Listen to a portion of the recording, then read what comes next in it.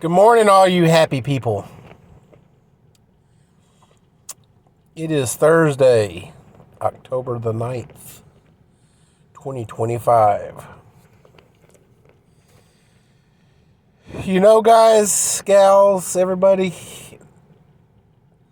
for a number of years now, we've had rumblings and grumblings about the possibility of civil war in America, a second civil war. And you know,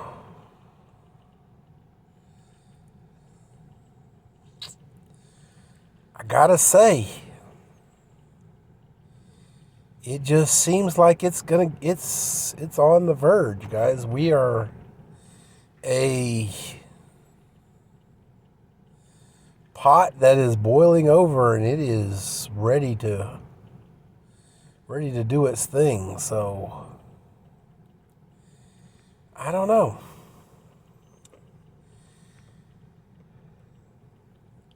Webster's defines a civil war as opposing viewpoints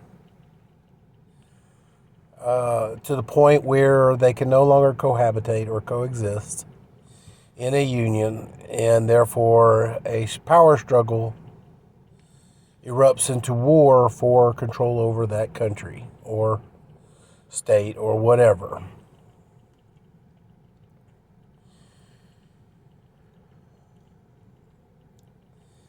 The American Civil War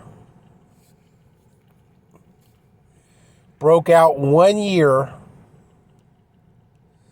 after Abraham Lincoln was elected president. And shortly after his election, North Carolina seceded from the Union, and then promptly other southern states seceded from the Union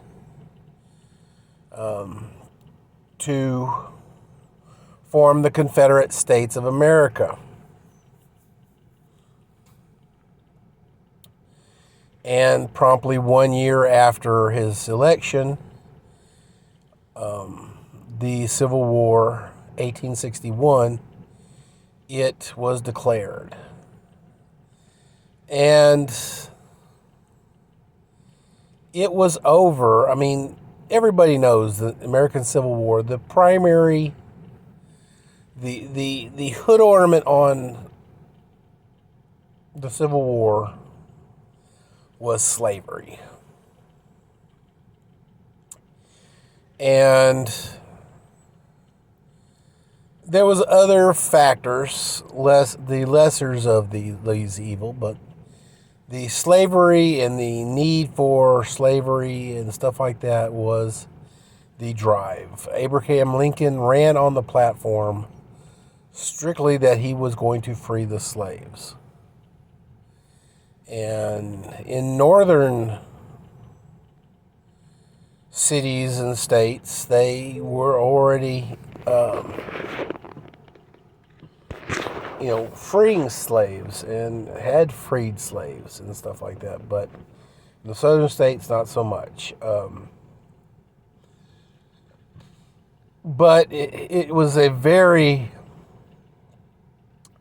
very costly war on our part.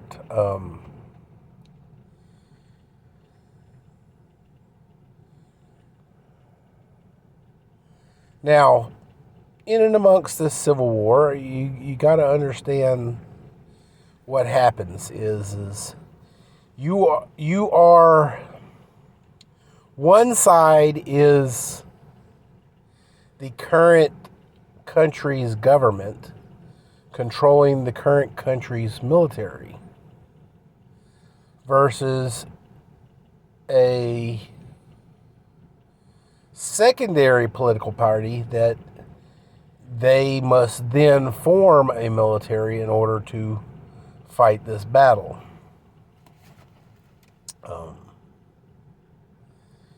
Back in the Civil War days, things moved a lot slower back then. Everything was pretty much either train or wagons and stuff like that. There was no vehicles that I know of, like cars and stuff like that I know of. There may have been a few cars back then, but I think in that day and age, cars were probably more of a hobby than something else. Cars actually, the automobile began more as a hobby for the wealthy and stuff like that they could play with, because it was a very complicated thing to drive a car, not because steering and braking, is because you had to maintain an engine at all times. Nothing was automated. You had to literally, when you came to a stop, you had to get out and oil all the gears. But I digress. But because things moved slowly, once the southern states actually left, they had a whole year, and I'm pretty sure that once the Civil War was declared, it was probably quite a bit of time before the first battles actually raised. And it gave the Confederate States long enough time to amass an army. Things are a little different now, but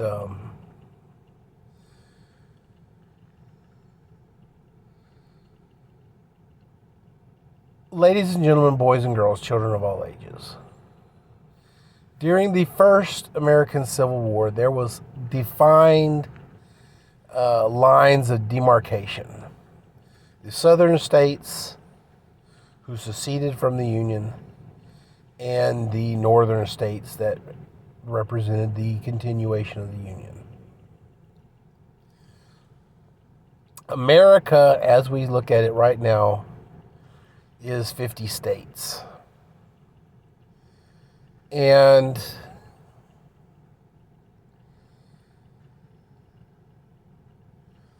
other than possibly the Pacific states, California, Washington, Oregon, there's really not a line of demarcation of strictly left-wing political demarcation. They're kind of a little bit of everywhere. Now,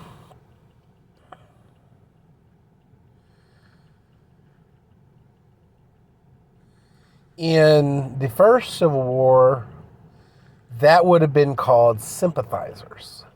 Say you had, the North was pretty much, without slaves, but there was, some probably farmers close to the southern lines that actually, still liked their slaves and still really wanted to keep them, but they were part of the state that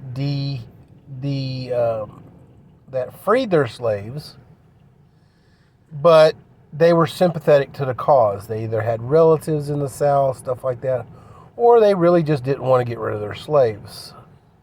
So they would be sympathizers, and they would help these southern states in their more guerrilla activities and covert activities over battle lines. And juxtapose, I'm sure there were probably farmers in the South that, were sympathetic to the Northern cause and helped Northern soldiers as well. They may have had relatives up north, such as that, so they would help them. So those are sympathizers. Now, if we take what we know now, let's just give a demarcation of everything on the East Coast, on the West Coast, California, Washington, and Oregon. All that stuff is going to be a line of demarcation right there. Now, we have some bleed over into some of the other states a little bit, but not a lot. So, but we can put a demarcation there. Now, we've also got a lot of so forth and so forth in the Atlantic, in the upper northeastern states, Illinois, New York, um, Jersey, all these, and so forth and so forth. I believe Maine is pretty blue, and so forth and so forth. But the upper tip of the United States is very, very blue right there. So we can divide that line of demarcation. And unfortunately, Washington, D.C., basically the battleground, the headquarters of what is the current administration, is right then and there, right dead center in the middle of a blue district. So what will probably happen if we do actually have a civil war? Most likely, I know that the military has several impromptu Oval Offices throughout the Americas in case of, problems. Most likely, the White House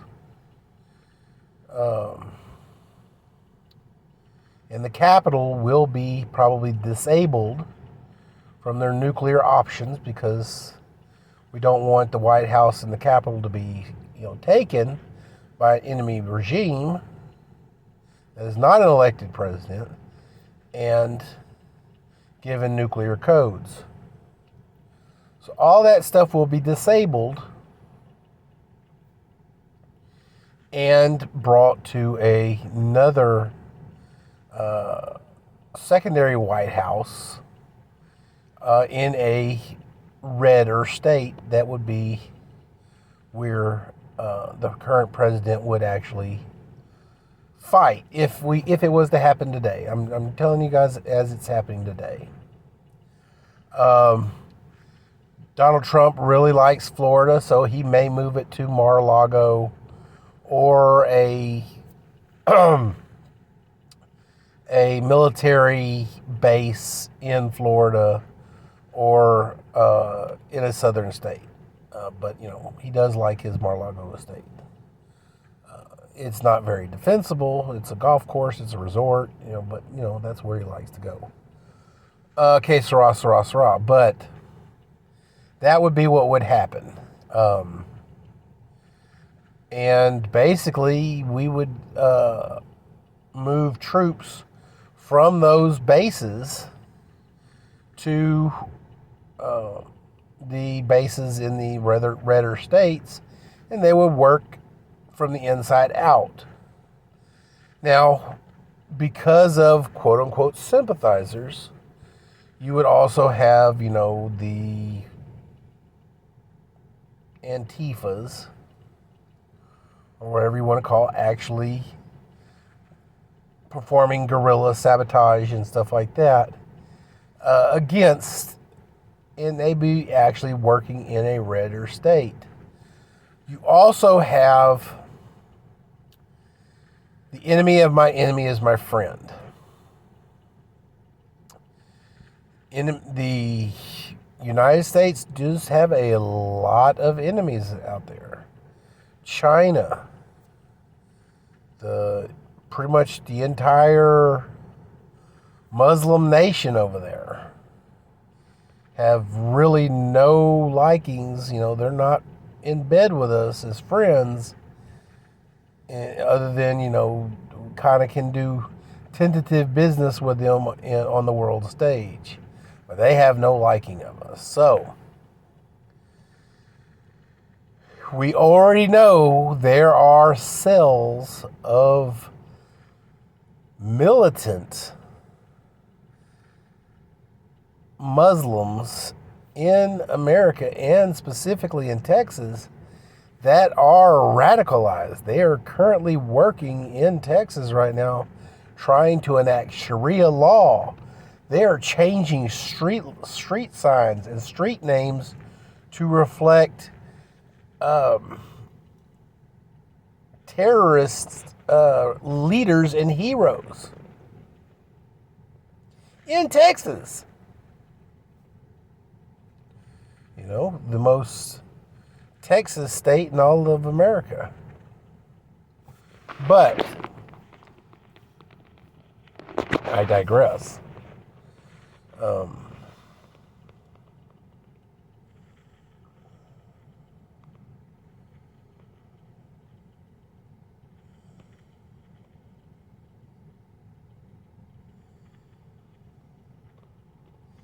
Now, if you look at a map, let's just go ahead and look at the electoral maps of how President Trump was actually elected.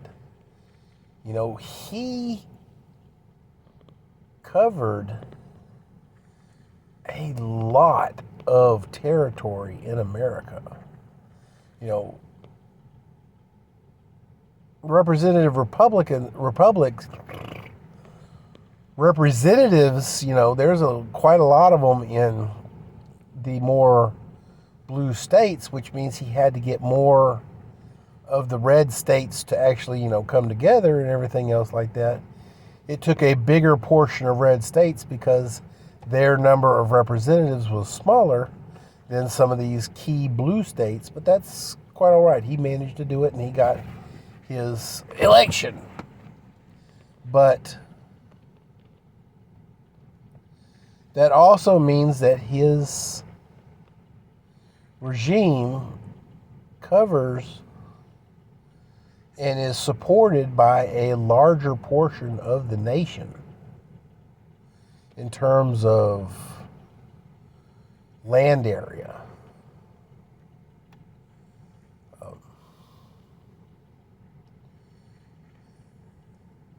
The fact that they've been trying to turn Texas purple, you know, it's going to take us a couple minutes to, you know, get the cow shit off of our boots, but we'll eventually get the cow shit off our boots, and we'll kick those sorry some bees out of Texas and take care of them. Now, here's the thing, guys. We've been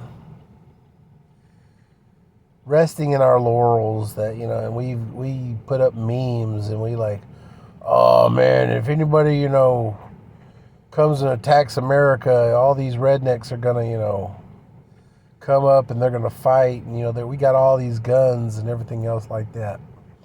Blah blah blah blah blah. And we've been resting on a big bit of laurels on that.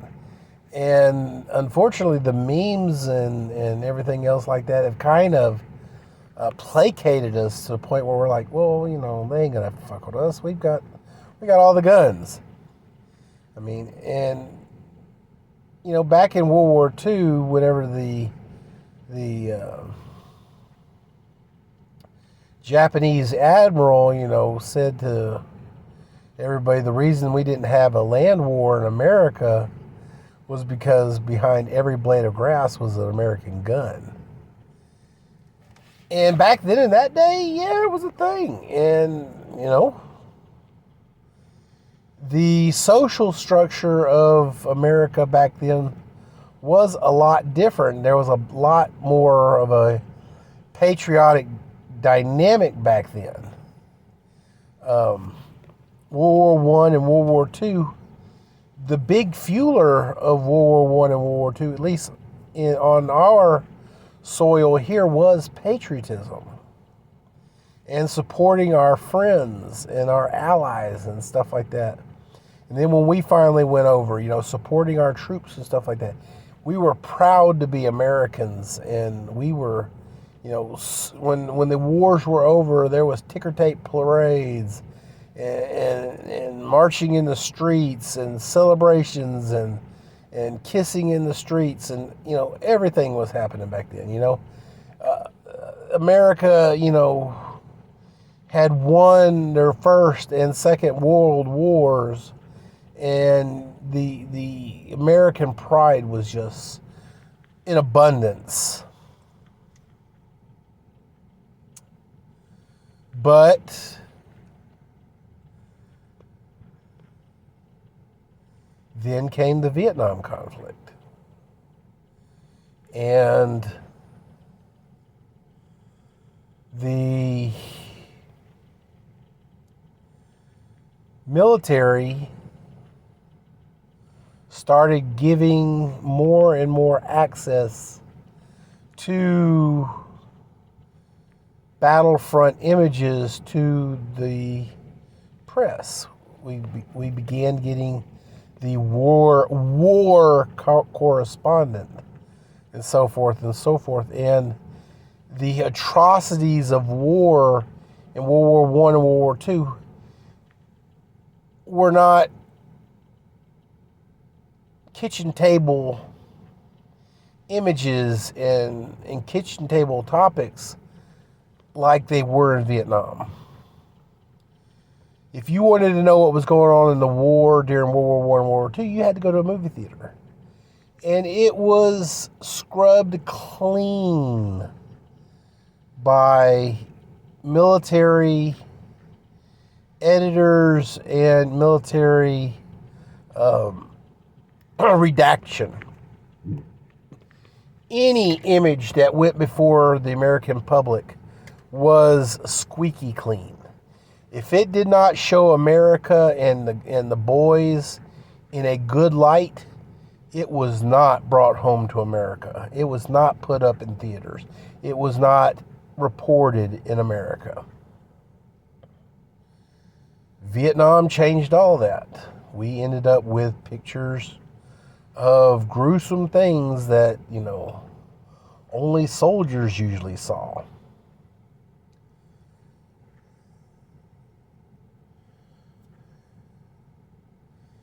Ladies and gentlemen, boys and girls, it is great to kick back around a fire pit with a 12-pack in your cooler beside you and your barbecue pit smoking in the back with a brisket on there, and you and your boys talking about how y'all can, whip the shit out of anybody, and if any enemy comes over here, I'll just shoot them and stuff like that. It is a very, very different thing to have to do that. And so much of redneck America, I emphasize redneck America. America is countrywide. It's not just limited to the South. There are rednecks all over America. But the redneck is generally self-reliant, and therefore they do not train, and they do not gear up, and they do not work as teams. The biggest team that they work with is family. That's about it.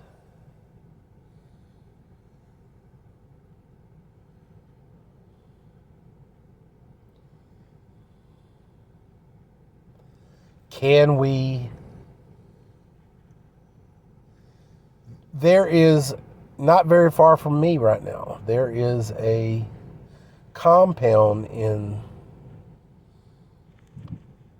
Angleton, Texas. Just an hour and a half drive from where I'm at right now. That has estimated over 1,000 Muslims of fighting age trained, because all they do on this compound is train and simulate and train and train and train. Cops don't even go into this area, guys. That is a no-go zone for police officers. What happens if 1,000 highly trained people begin coordinated assaults on Texans. They're not going to just be in their neighborhood. They're not going to just try to expand their. It's not like, games on your phone where you just make your base a little bigger. You make your base, you conquer the next guy, next time. They are looking for the most bang for their buck. They are going to coordinate. They are going to use secure comms. They're going to use coded comms. And they are going to move about the country, the state, the country, everything. And they are going to cause turmoil all over the place. Destabilization. And then what happens when you destabilize the superior force? The secondary force comes in. And you know what? The Chinese and the Muslim countries all have major support for the Antifas and the left wing. Just look at all the damage done by Joe Biden and his administration. Oh, well, Jay, we were almost at war with China with Joe Biden. We were never at war with China during Joe Biden. All that was posturing. They wanted to make you think that Joe Biden was not Chinese. Guys, Joe Biden and his family had all kind of ties to dirty stuff all over the world, guys.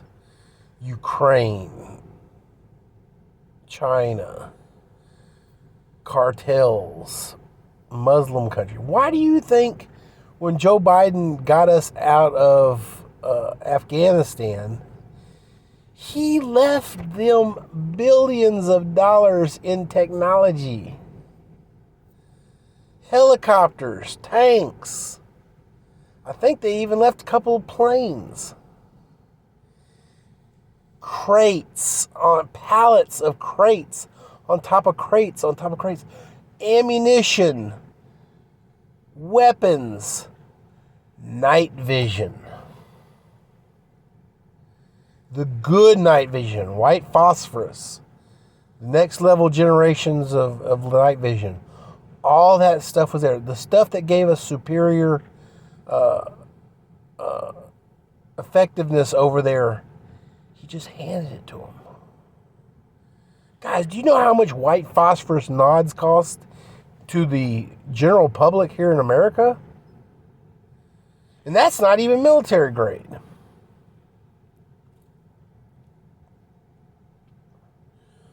Ladies and gentlemen, boys and girls.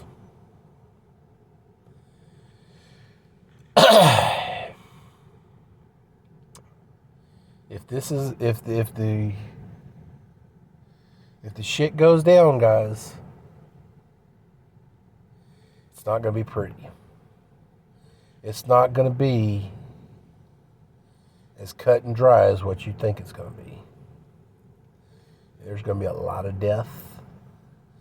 There's going to be blood on our soil that we ain't seen in generations.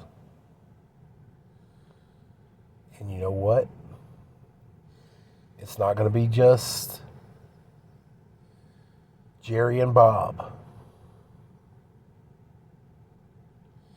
It's going to be, the world is going to come in and they're going to assist the side that they want to win. The world is close enough now to do that. Let's go, Brandon.